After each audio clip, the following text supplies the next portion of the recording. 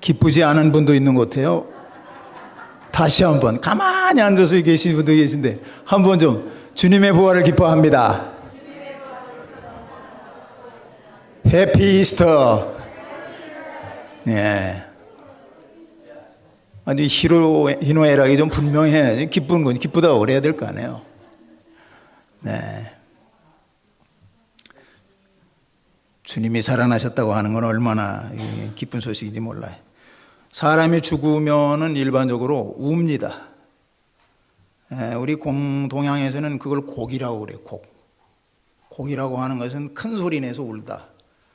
사람 입을 두 개 그려놓고 그 밑에다 개자를 써요. 개견자. 개가 소리 내서 그 짖는 입들이 모여가지고 우는, 크게 소리 내어서 우는 것을 곡이라고 그래요. 근데 눈물만 질질 흘리는 것은 읍이라고 그러는데 이렇게 곡을 해요. 곡. 울면 반드시 곡을 한다. 동서고금에 다 그래. 성경에 보면 야곱이 죽었습니다. 아들 요셉이 아버지를 초청했어요. 애굽의 총리의 자격으로 아버지를 불렀어요. 아버지가 얼마나 프라우드 했겠어요. 내 자식이 애굽에 가가지고 총리 대신이 돼가지고 나를 부르니. 애굽에 가서 사는 삶은 야곱에게 있어서 꿈만 같았어요. 야곱이 죽을 때까지 효도받았잖아요. 죽었는데 그렇게 살고서 이제 야곱이 죽었는데, 야곱이 죽을 때 애굽인들에게 조기를 걸게 하고, 조기라는 말은 없습니다만은 곡을 했는데 얼마 동안 했느냐? 70일 동안 곡을 했어요.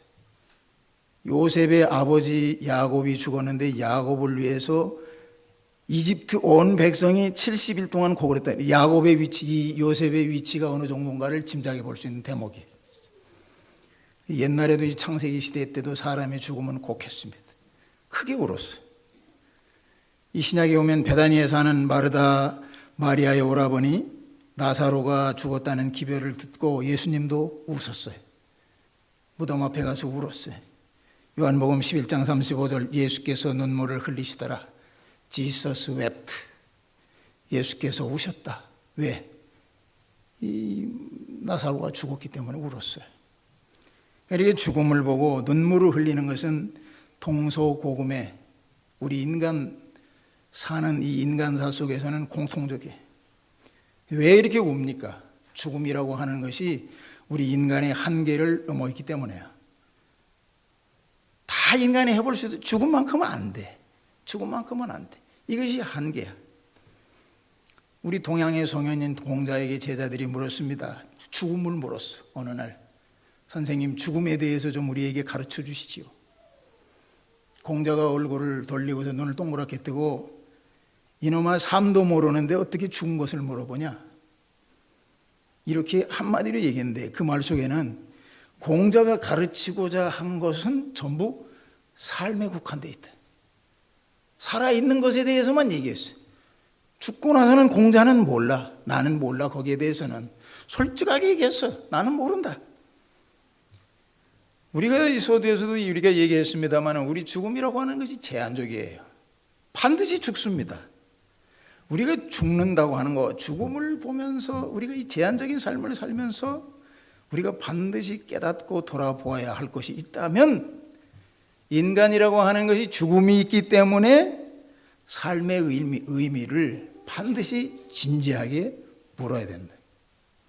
내가 죽는다. 우리 인간이 죽는다. 그러면 내가 죽기 때문에 이 제한적인 삶을 사는 나는 내가 살아있는 동안 내가 어떻게 살아야 되나, 이것을 끊임없이 묻고 살아야 돼요. 끝없이 사는 우리 삶이 아니기 때문에 그걸 묻고 살아야 된다. 그러니까 이것을 다르게 얘기한다면 죽음을 안다고 하는 것이 삶의 의미, 진정한 의미를 아는 것이다. 죽음을 알 때 우리는 삶의 진정한 의미를 아는 거예요. 근데 성경은 죽음에 대해서 딱 얘기해. 공자는 죽음에 대해서 얘기를 안 했는데 성경은 죽음에 대해서 딱 얘기합니다. 우리의 죽음이 죄로 말미암는다고 딱 규정했어요. 로마서 6장 23절. 우리의 죽음의 원인을 분명히 했어요. 우리 인간의 죽음은 우리 인간이 이래서 죽는다. 그런데 이 복음이라고 하는 거, 우리가 복음이라는 얘기를 많이 듣습니다만 복음의 가장 위대한 선포가 뭐냐? 예수 그리스도께서 정말로 이 제한된 이 죽음, 우리 인간의 제한된 이 죽음을 뛰어넘어서 사망 권세를 이기시고 살아나셨다. 이것이 복음의 핵심이에요. 예수님이 살아나셨다. 예수님의 부활을 기뻐하는 우리가 반드시 알아야 될 것은 예수님의 부활이라고 하는 것이 나에게는 어떤 의미가 있는 것인가. 이것을 반드시 알아야 돼요. 오늘 부활주일. 무엇보다도 부활은 하나님의 나라라고 하는 것은 생명의 나라라고 하는 것을 우리에게 가르쳐주고 있어요. 예수님이 가르치신 하나님의 나라는 생명의 나라다. 우리 죽은 사람이 살아난다라고 하는 것이 무슨 일상적으로 일어나는 일들이 아니에요. 자다가 일어나는 것처럼 죽었다가 일어나는 일들이 반복돼서 있습니까? 그런 일은 없어요. 요한복음 20장에 도마라고 하는 사람이요, 도마라는 제자가 자기 없을 때 마가의 다락방에 주님이 오셨어요. 부활하신 예수님이 오셨는데 다른 제자는 다 있었는데 도마만 없었어요. 도마가 믿질 않아. 예수님이 살아나셨다는 얘기를 듣고도 자기 눈으로 보지 않고서는 나는 믿지만, 사람이 죽었다가 살아난다는 얘기 나 들어본 일이 없는데 어찌 이런 일이 있을까? 도마가 의심했습니다. 여드레 후 주님께서 그 자리에 다시 오셨습니다. 문이 닫혀 있는데 주님이 다시 오셨어요. 그리고 도마를 부르셨습니다. 너 손을 내밀어 가지고, 손가락을 내밀어 가지고 내 옆구리에 넣어봐라. 내 손을 만져봐라. 도마에게 말씀하시지 않았어요. 그리고 나는 믿음 없는 자가 되지 말고 믿는 자가 되라. 그때 그 얘기를 들었던 도마가 예수님 앞에 무릎을 딱 꿇고 My Lord, My God, 당신은 나의 하나님입니다. 요한복음이라고 하는 기자가 요한복음을 쓰면서 결론을 무엇으로 내리려고 하면서 썼겠어요? 요한복음의 기자는 도마의 고백을 결론으로 그것을 쓰고 있어요. 요한복음 20장에 결론이 뭐냐? 주는 하나님이시다. 예수 그리스도는 하나님이시다라고 하는 것을 염두에 두고 썼어요. 도마의 고백으로 결론을 내리고 있는, 이것을 기록하기 위해서 쓴 거예요. 죽은 사람이 살아, 죽은 예수님이 살아오셨다. 더 이상 얘기할 게 없는 거예요. 예수님의 부활은 하나님의 능력과 권세를 확실하게 보여주신 사건이다. 이거 외에 무엇으로 우리가 이 얘기를 합니까? 주님께서 죽었다가 십자가에 달리신 것을 모든 사람들이 다 봤는데, 그가 다시 살아서 내 눈앞에 있다라고 하는 그 사실을 목도한 도마의 입에서 나온 고백, 나의 하나님이시다. 하나님이셔요. 그는 로마서 1장 4절에 죽은 자 가운데서 부활하여 능력으로 하나님의 아들로 인정되셨으니 곧 우리 구주 예수 그리스도시라. 우리 그리스도는 하나님의 능력으로 다시 사셨어요. 그는 하나님이시다. 그가 이 땅에 오셔서 가르치셨습니다. 무엇을 가르쳤어요? 영생을 가르쳤어요. 그가 무엇을 가르쳤습니까? 천국을 가르쳤어요. 보이지 않는 영생을 가르치고 보이지 않는 천국을 가르쳤는데, 그것의 실제를 본인이 부활로 보여주셨다. 본인이 부활하지 않았다라고 하면 그가 가르친 모든 것은 픽션이에요. 허구가 되는 거예요. 3년 동안 그렇게 많은 영생을 얘기하고 천국의 비유로 천국을 가르쳤는데 그가 살아나지 않았다. 전부 그것은 허구예요.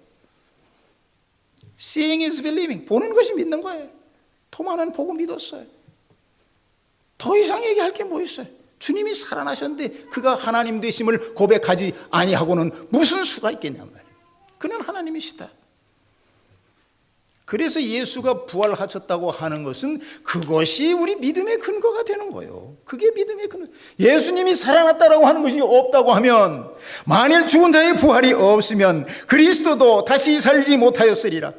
그리스도께서 만일 다시 살지 못하였으면 우리의 전파하는 것도 헛것이요 또 너희의 믿음도 헛것이라고 고린도전서 15장 13절로 14절. 우리 믿음이 헛거가 되는 거예요.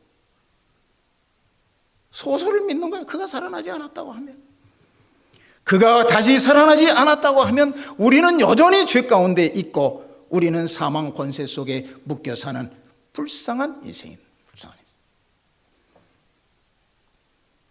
오늘 부활주일에 그의 부활을 통해서 우리가 들어야 되는 것은 그가 세우고자 하신 하나님의 나라가 생명의 나라임을 보여주신 사건이에요. 어느 누구도 이것을 얘기하지 않고 가르쳐주지도 않고 몰라. 죽음은 모른다고 공자도 딱 선언했잖아요. 몰라요 이걸. 주님께서만 말씀하셨어요. 예수의 부활을 믿는 자에게 주시는 놀라운 약속이 뭡니까? 베다니 동네에 죽은 나사로의 무덤 앞에 오셔서 온 식구들이 거기 울고 있었어요. 두 자매들이 동네 사람들과 더불어서 울고 있고 주님도 거기서 Jesus wept, 눈물을 흘리셨어요. 주님께서 그 사람들에게 동굴의 문을 돌을 치워라 이렇게 얘기하니까 마르다가 가가지고 주님이 능력이 크신 줄 압니다마는 제 동생 나사로가 죽은 지 나흘이나 돼가지고 이제 냄새나요. 주님 알겠습니다. 그 일만큼은 안 하셔도 될 것 같습니다. 안 하셔도 될 것 같습니다. 주님이 마르다를 보시고 뭐라고 말씀했습니까? 네가 믿으면 하나님의 영광을 보리라. 네가 믿으면 하나님의 영광을 보리라. 그리고 주님이 하늘을 우러러 기도하셔서 손을 들고 기도하시고 무덤의 문을 향하여 큰 소리로 외쳤습니다. 나사로야 나오너라. 세마포로 온 수족을 동여맨 채 그가 걸어 나오지 않았습니까? 그는 하나님이시다. 그가 가르치신 것은 생명의 나라요. 그는 하나님이시다. 나는 부활이요 생명이니 나를 믿는 자는 죽어도 살겠고 무릇 살아서 믿는 자는 영원히 죽지 아니하리라. 주님이 직접 말씀하셨어요. 이렇게 말씀하신 주님이 일어나셨어요. 일어나신 주님을 보면서 우리는 그의 말씀을 믿어야 돼요. 믿어야 돼. 나는 부활이요 생명이니 나를 믿는 자는 죽어도 살겠다고 주님 말씀하셨다. 믿는 자에게 주시는 부활의 약속과 영생의 축복이 여러분의 것이 되시기를 믿으시기 바랍니다. 우리 두 번째로는 우리 재림과 부활을 소망해야 됩니다. 주님의 부활을 보면서 그리스도의 부활 사건은 마지막 때 일어날 모든 성도에게 일어날 사건을 미리 보여주셨다. 우리 성도들에게 마지막에 일어날 사건을 주님이 보여주셨다. 십자가에 달리신 예수께서 영광스러운 모습으로 부활하셨듯이 그리스도가 다시 오시는 그때에 믿는 우리도 부활의 영광에 참여할 것이다. 성경의 말씀이에요. 데살로니가전서 4장 14절에 우리가 예수에 죽었다가 다시 사심을 믿을진대 이와 같이 예수 안에서 자는 자들도 하나님이 저와 함께 데리고 오시리라. 분명히 말씀하셨어요. 마지막 때 주님이 데리고 오시겠다. 예수 그리스도의 부활이 마지막 때 나도 부활한다고 하는 약속으로서 가장 소망스러운 사건이다. 주님이 부활이다. 고린도전서 15장 51절에 보라 내가 너희에게 비밀을 말하노니 우리가 다 잠잘 것이 아니요 마지막 때 나팔이 순식간에 다 변화하리니 나팔 소리가 나매 죽은 자들이 썩지 아니할 것으로 다시 살고 우리도 변화하리라. 얼마나 기가 막히냐. 우리 현실 속에서 우리가 보지 못한다고 우리가 체험해 보지 못했다고 했던 이 사실, 반드시 주님께서 이 마지막 때 우리를 다시 일으켜 세우시고 저와 함께 오신다고 하는 사실, 이것을 말씀하셨다. 이것을 우리 부활절 우리는 소망해야 돼. 고린도전서 14장 19절에 우리의 바라는 바가 이 생뿐이면 모든 사람 가운데 우리가 가장 불쌍한 자라고 우리에게 얘기하고 있습니다. 우리 기독교, 우리 예수를 믿는 사람들 같이 불쌍한 사람이 어디 있겠느냐. 부활이 없다라고 하면, 우리가 다시 사는 것이 없다라고 하면, 주님과 더불어 천국 잔치가 보장된 사람들이 아니라고 하면 얼마나 불쌍한 사람들이에요. 얼마나 불쌍해. 세상에 얼마나 좋은 것, 재미난 것이 얼마나 많은데.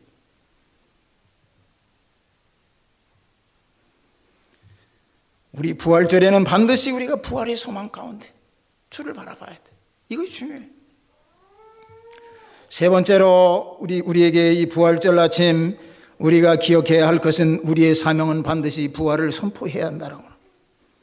우리 부활이라고 하는 얘기는 사람이 죽었다가 다시 산다라고 하는 것은 논리를 가지고 설명할 수 있는 사건이 아닙니다. 그럼에도 불구하고 오늘 7절의 말씀, 그가 죽은 자 가운데서 다시 살아나셨다. 설명이 아니라 선포요. 선포.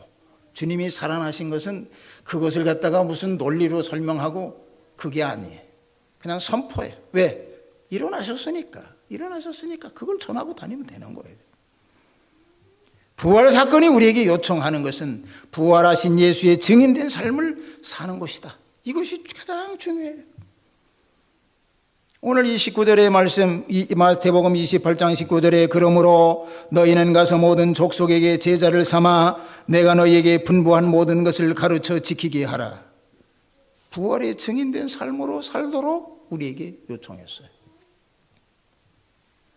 주님이 부활하신 주님께서 제자들을 불러서 말씀하시기 너희는 반드시 모든 족속으로 제자를 삼아가지고 너희에게 분부한 모든 것을 가르치고 지키게 해라.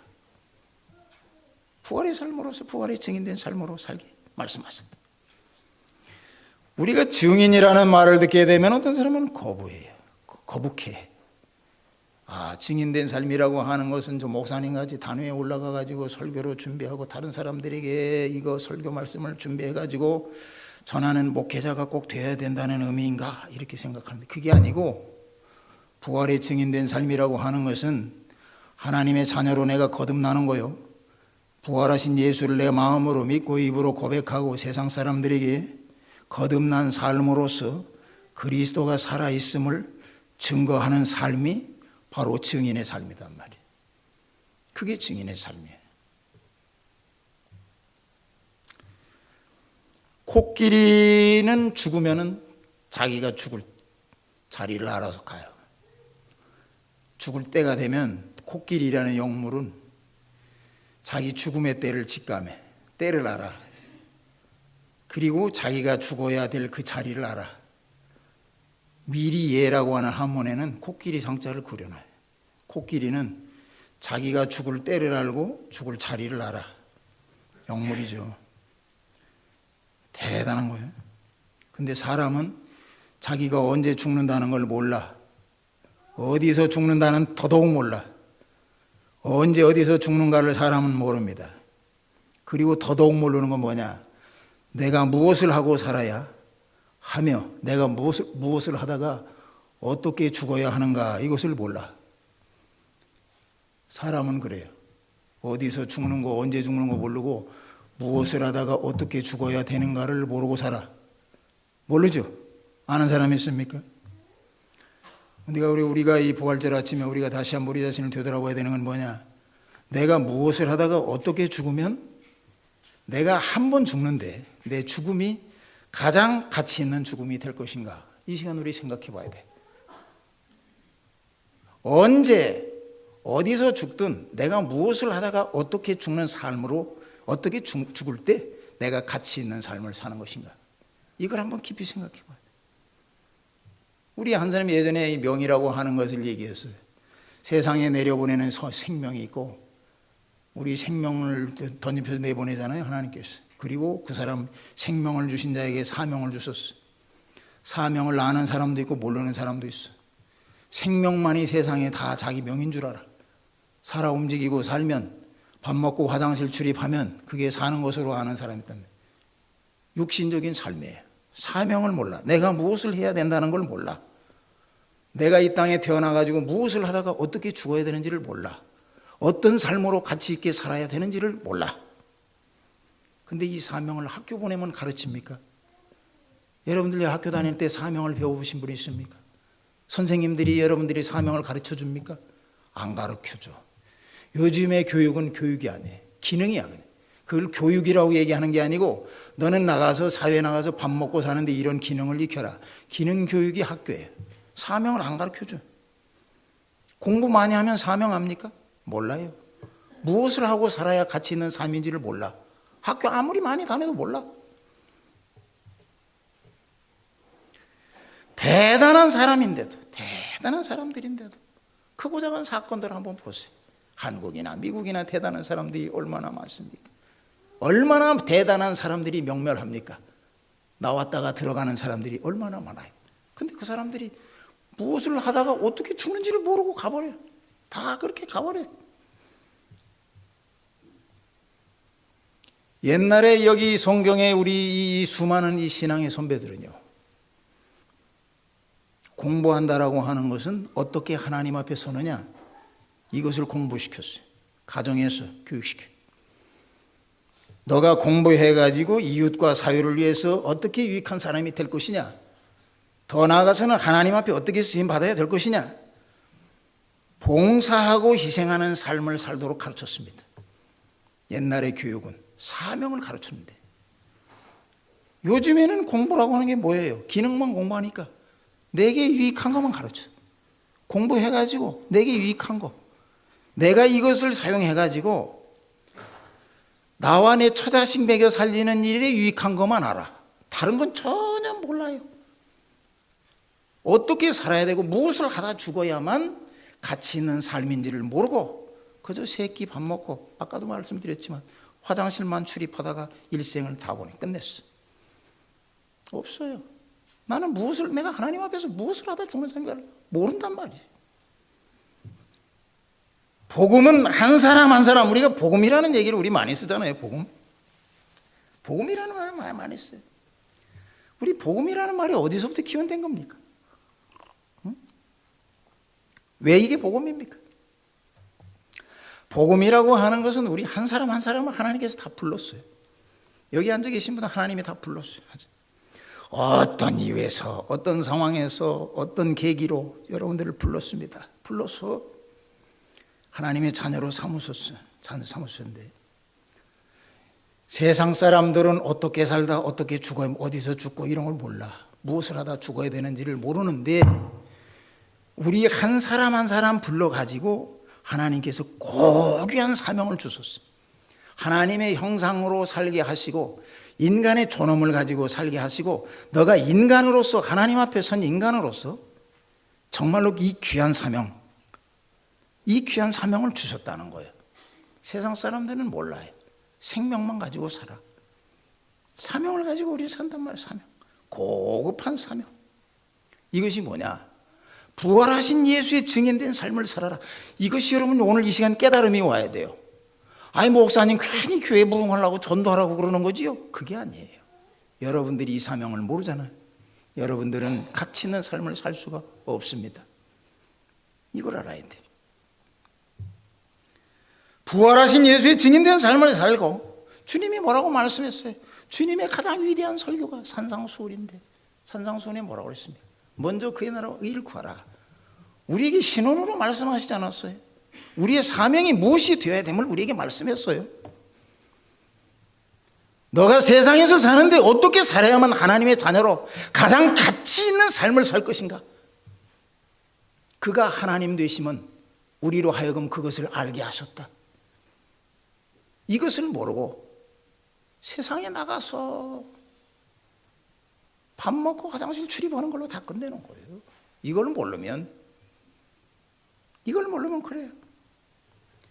증인의 삶을 산다라고 하는 것이 얼마나 복된 삶이냐 말이에요. 얼마나 복된 삶이고, 하나님의 형상으로서 자신을 온전히 회복하는 일이에요. 예수님께서 부활하셨다고 하는 이 부활의 아침에는 우리 반드시 이것을 주의 전에 나와서 깨닫고 가야 돼요. 하나님이 내게 귀한 사명 주소서. 그야말로 사람답게, 하나님의 자녀답게 지고한 인간의 가치를 가지고 살게 하셨다. 얼마나 귀한 일인지 몰라요. 무엇을 목표하고 삽니까? 먼저 그의 나라와 일을 구하라. 더 이상의 것이 어디 있습니까? 더 이상의 것이 어디 있어요? 무엇을 위해서 여러분들이 삶을 소비하고 삽니까? 여러분들이 부활하신 예수를 믿습니까? 그렇다고 하면, 여러분들이 부활하신 예수를 믿는다고 하면 여러분들이 살아있는 동안 해야 할 일이 무엇인가를 알고 사는 사람이라는 거예요. 나는 부활하신 예수를 믿습니다. 이것은 다른 말로 하면, 나는 살아 생전에 주님이 주신 사명을 나는 내 일로 알고 사는 사람입니다. 나는 고귀한 삶을 사는 사람입니다. 나는 하나님의 자녀입니다. 거듭난 자녀로 나는 가치 있는 삶을 꾸려가는 사람입니다. 이것을 고백하는 거예요. 이렇게, 그래서 중요해요. 부활하신 예수를 믿는다고 하는 것은 이렇게 중요합니다. 오늘 이 자리에 모인 우리 성도를 사랑하는 성도 여러분, 오늘 이 시간 이후로 여러분들은 반드시 기억해야 됩니다. 세상은 급변합니다. 세상에 수많은 것들이 변해요. 모든 세상이 다, 우주 만물이 다 변하고 있어요. 세상이 변하고 인심이 변하고 모든 상황이 변하고 다 변해갑니다. 변하지 않는 말씀 위에 서야 돼. 변하지 않는 말씀. 부활하신 예수를 증거하는 삶, 주님을 붙들고 사는 삶, 이것이 여러분들을 승리하게 하는 거예요. 여러분들을 이기게 하는 거예요. 여러분에게 약속된 축복을 주님께서 보장해 주신다. 이것을 믿고 살 때 이 사명을 바로 깨달아서 약속하신 부활의 축복을 누리시고 정말로 부활의 증인된 삶을 기쁨으로 감당하셔가지고 약속하신 영생의 축복이 여러분의 심령과 가정 위에 넘치시기를 주님의 이름으로 축원합니다. 기도하겠습니다. 아버지 하나님, 감사합니다. 오늘도 우리에게 귀하신 말씀을 주셔서 우리 자신을 새롭게 되돌아보게 하심 감사합니다. 부활하신 예수, 소망 되신 예수를 바라보지 아니하고 헛된 것 바라보고 살았던 저들이 올시다. 오늘 이 부활주일 주님의 말씀 앞에 서서 아버지 말씀 우리 심령에 떨어질 때에 우리의 눈길을 돌려서 하나님의 나라를 바라보게 하시고 부활의 소망을 아버지 부활을 소망하며 부활의 능력을 체험하며 부활의 아버지 역군으로 사명을 감당하여 하나님께 영광 돌리는 저들이 되게 하여 주시옵소서. 예수님의 이름으로 기도드리옵나이다. 아멘.